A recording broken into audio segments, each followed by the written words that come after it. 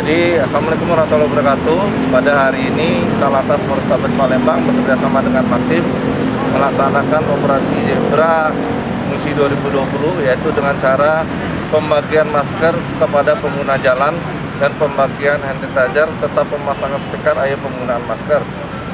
Jadi, tujuan pelaksanaan ini adalah untuk mengingatkan masyarakat bahwa situasi saat ini masih dalam keadaan COVID-19.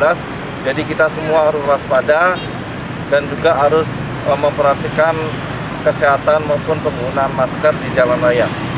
Jadi,